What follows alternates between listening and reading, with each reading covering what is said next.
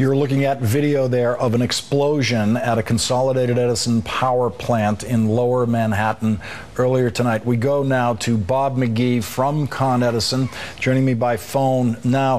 Mr. McGee, what is the state of the power supply in New York City now?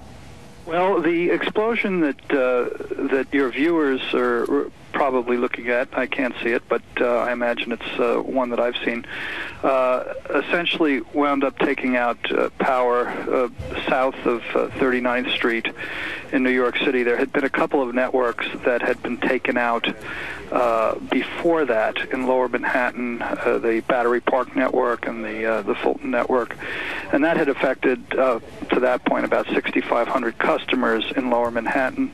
At the time that this incident occurred, we had about 225,000 people out system-wide. This event took out a number of additional networks, which resulted in power outages in Lower Manhattan, at least, to 250,000 people. We've gotten some of those folks back. They're at about 225,000 out right now in Manhattan, but elsewhere around the system, there's substantial outages in Westchester. We've got almost 150,000 people out in Westchester, and a total of 605,000 people out in the 5 boroughs of New York City and Westchester. To go back to the Lower Manhattan situation, is there a predicted way this power will return? Will it start to return north to south from 39th Street down, or because you have what now looks like a very substantial chunk of the island basically black below 39th Street? Well, it's with the exception of a tip of the southwest part of Manhattan at the Battery.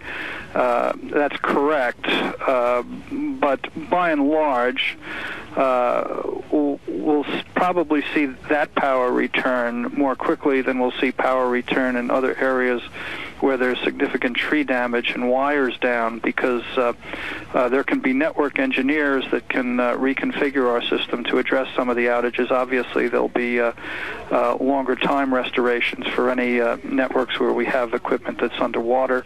But in the outlying areas where we have wires down and trees down, and streets will have to be cleared to essentially get to those wires and address those situations, it'll probably be substantially longer. So it's fair to say that Manhattan is likely to get power back more quickly than out in Queens and other areas where it's because of downed power lines because of trees? I would say parts of Manhattan, not necessarily all of Manhattan. Those areas where substations are and facilities are underwater cannot be re-energized until such time as those waters recede and the equipment is dried out. So that's liable to take a long time in some instances to get some of those folks back. But there is great redundancy in the Manhattan network, obviously, because of the heavy concentration of businesses, and so there are some additional things that our network engineers are able to do, as opposed to some other areas where there's single overhead networks out in outlying residential areas.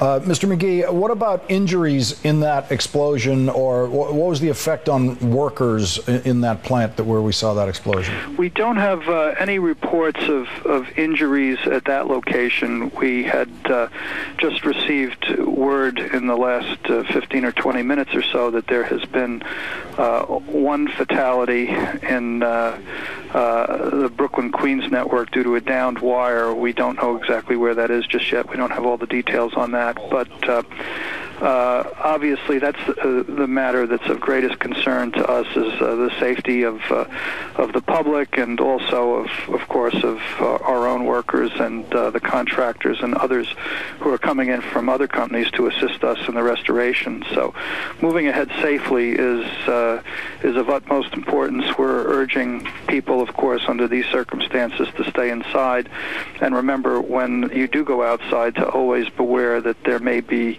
damage downed wires amid debris and leaves that you don't see or in water that you don't see, and obviously the consequences of that can be deadly. So proceeding with caution at this point until the storm passes is what's of utmost importance here. Con Edison spokesman Bob McGee, thank you very much for joining me tonight. Thanks. Coming up, the latest on the storm as it crosses New Jersey and continues to batter the East Coast.